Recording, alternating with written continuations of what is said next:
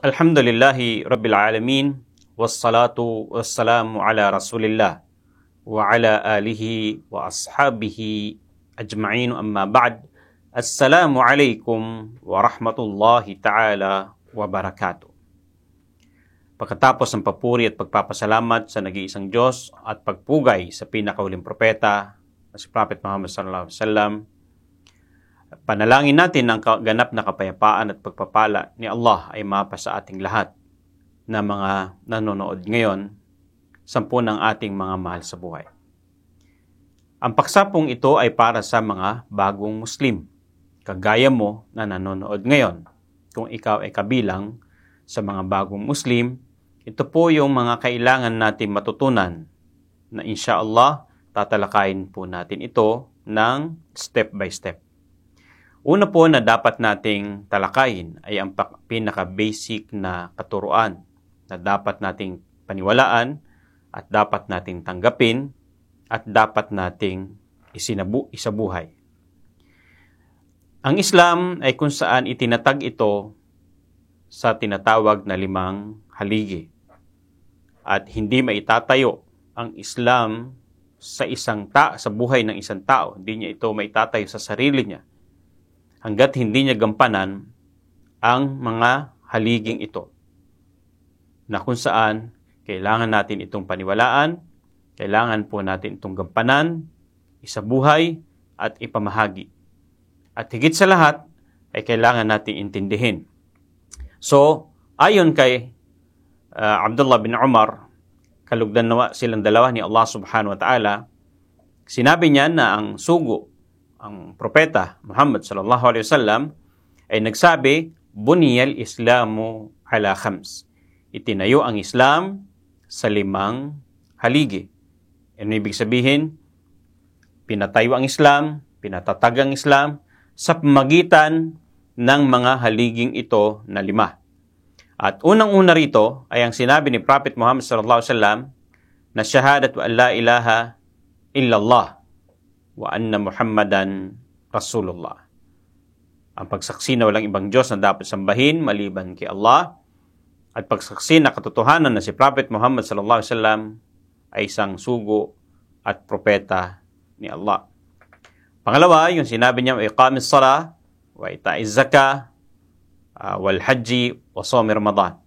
Meaning, ito po yung pagsasagawa ng salah at pagbibigay ng zakah, pagsasagawa ng hajj at pag-aayuno sa buwan ng Ramadan. At ito ay kung saan inulat sa hadith na napakatatag o napakatibay, muttafaqun alayhi. Ibig sabihin sinang-ayunan ito ni Bukhari at ni Muslim. So, ang 5 haligi ng Islam ay kung saan ang mga babanggitin natin. Number 1 dyan, yung 2 pagsaksi, 2 pagpapatotoo, 2 paniniwala, na ito yung tinatawag na pagpapatotoo, pagsaksi na walang ibang Diyos na dapat sambahin maliban kay Allah at si Muhammad ay huling sugo ni Allah. Bilang mga bagong Muslim, ito yung unang-unang dapat na maging malinaw sa atin.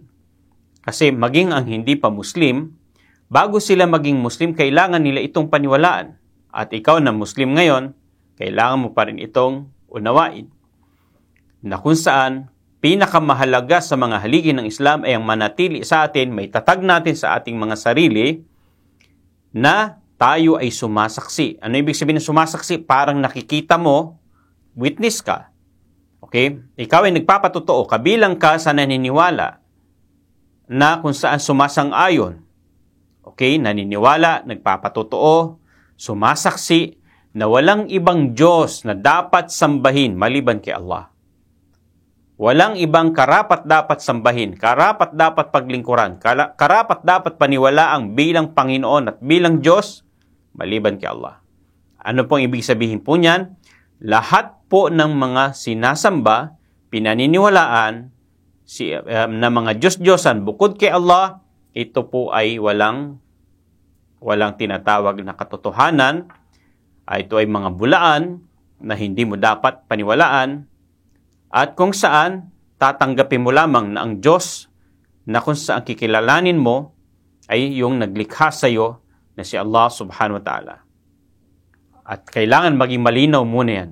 Bago pa ang lahat ng mga tungkulin sa Islam, kailangan maging malinaw sa atin ito, kapatid. So tayo ngayon ay nag-aaral. Okay? Sa unang aralin natin, kailangan maintindihan natin ang unang haligi ng Islam bago ang lahat. Isipin nyo, sa mga hindi pa Muslim, ito yung kailangan niyang sabihin bago maging Muslim kasi susi ito ng pagmumuslim. At ikaw ngayon na Muslim na, kailangan maging matatag ito, manatili ito. Manatili ito sa ating paniniwala sa bawat oras, minuto, segundo, bawat araw, bawat buwan, taon ng ating buhay ay mananatili ang ating paniniwala na tayo ay nagpapatotoo, naniniwala na walang ibang Diyos na dapat sambahin maliban kay Allah at walang kung saan mga dapat paniwalaan bukod sa Kanya na sasambahin. So, ganun din na kalakip nito ang pagsaksi at paniniwala na si Muhammad ay tunay na propeta at sugo at alipin ni Allah. Yan ang paniniwala natin. Kalakip ito ng syahada kasi bakit? Ito po yung nagpapaliwanag kung ano yung mga utos ni Allah subhanahu wa ta'ala.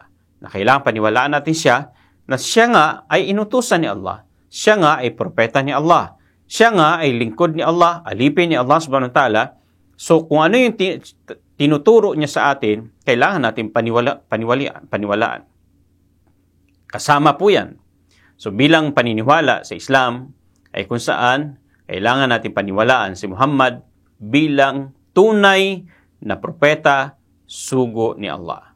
Meaning, paniniwalaan natin ang lahat ng mga sinabi niya, susundin natin ang mga ipinag-utos niya, iwasan natin ang mga ipinagbawal niya, at hindi tayo gagawa ng anumang pagsamba maliban na sang-ayon doon sa kanyang katuruan. Yan po ang tunay na pagsaksi kay Prophet Muhammad SAW bilang propeta at sugo ni Allah. So, yan ay dapat maging maliwanag po sa atin. Pangalawang haligi ng Islam, pag nasabi na ito, maliwanag na po ito sa atin, tandaan mo na may pangalawa. Ito po yung pinakasumunod na kaagad. Pagkatapos ng pagsaksi, ito po yung sala. Ano po yung salang ito? Ibig sabihin po ng sala, ito yung ugnayan. Galing ito sa salitang sila, connection ng isang tao sa kanyang tagapaglikha.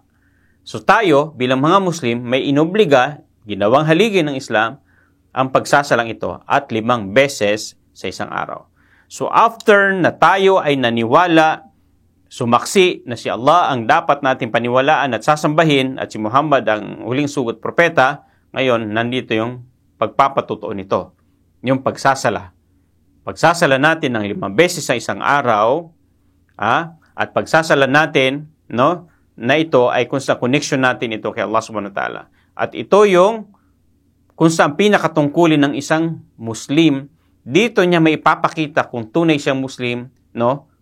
After ng kanyang pagsyahada, yung obligasyon niya ng 5 beses sa isang araw. So, meron tayong pagsasala sa madaling araw, ito yung tinatawag na Fajr, ito yung pagsasala natin sa Dhuhr, tanghali, sala natin sa paglubog ng bago sa hapon, ito yung Asar, sala natin paglubog ng araw, ito yung Maghrib, sala natin sa gabi, ito yung Isha.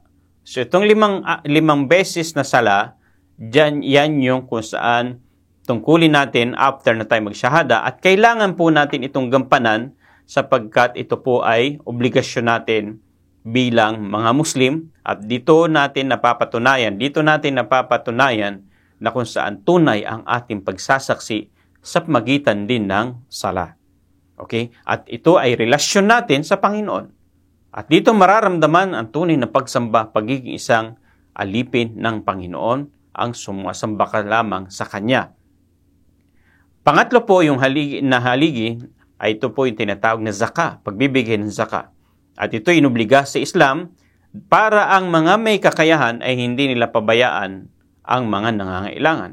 At ang Islam ay kumpleto. Nandyan ang tulungan at kung saan ang inuobliga ang mga may kakayahan na huwag pabayaan ang mga nangangailangan. Inuobliga sila na tulungan nila. At kung saan ito ay 2.5% lamang po sa kanilang ari-arian kada taon. At hindi ito mahirap dahil ito ay kung saan napakaliit na bagay lamang. at kung saan ang isang Muslim ay nagdadalisay ito sa kanyang pang-spiritual at nagdadalisay sa kanyang kayamanan para maging ito ay baraka, maraming blessing na dumating pa. Ganon din po na kung saan ito ay itong pinakamagandang katuruan dahil nakikita rito ang pagmamahal ng may kakayahan sa karapat-dapat na tulungan o mga nangangailangan. Pang-apat na haligi ng Islam ay na binanggit base sa hadith ay ito yung tinatawag na Hajj. At isipin nyo, obligado ito, tungkulin ito ng mga Muslim sa mga may kakayang pisikal at pinansyal, isang beses sa tanahan ng buhay natin, na kung saan tayo ay makapaglakbay, mabisita natin ang mga banal na lugar sa Makkah bilang pag-aalaala sa ginawa ni Prophet Muhammad Prophet Ibrahim alayhi salam, at bilang pagsunod sa kautusan ni Prophet Muhammad sallallahu alaihi wasallam na inatasan ni Allah subhanahu wa ta'ala para tayo ay gabayan sa pagsasagawa ng Hajj. At bilang panghuli, base sa hadith, hindi po ito yung arrangement, no? Dahil ang arrangement, actually, nahuli yung Hajj. Ito po ang pag-aayuno sa buwan ng Ramadan. At kung saan ito ay tungkulin natin lahat. Ito ay nakakabuti sa ating kalusugan at sa ating pang-spiritual. Dito tayo nag-charge ng kada taon ng ating pananampalataya para lalong maging matibay ang ating paniniwala kay Allah subhanahu wa ta'ala. So, in summary, ay kung saan meron ang mga haligi ng Islam, ito yung pagsaksi na walang ibang Diyos na dapat sambahin malibang kay Allah at si Muhammad ay huling sugat propeta ni Allah. At pagsaksi na si Muhammad ang huling sugat propeta ni Allah. At pangalawang haligi ng Islam, ito po yung pagsasala ng 5 beses sa isang araw. At kung saan pangatlo po, ay ito po yung tinatawag na pagbibigay ng zakah ng mga may kakayahan. At pang-apat, ito po yung pag-aayuno sa buwan ng Ramadan. At pang-5, ito po yung pagsasagawa ng Hajj. Ito po yung mga matataas na tungkulin sa Islam dahil tinawag itong haligi na isa man ang hindi mo gawin dyan na nasa iyo, yung condition para gawin ay hindi ka matatawag na Muslim. So ngayon po ay may natutunan tayo mga bagong Muslim, okay, na dapat nating maintindihan dahil ito ay tungkulin nating gampanan. Hanggang dito na lamang po. Maraming salamat. Wa akhir da'wana alhamdulillahi rabbil alamin. Wassalamu alaikum warahmatullahi wabarakatuh.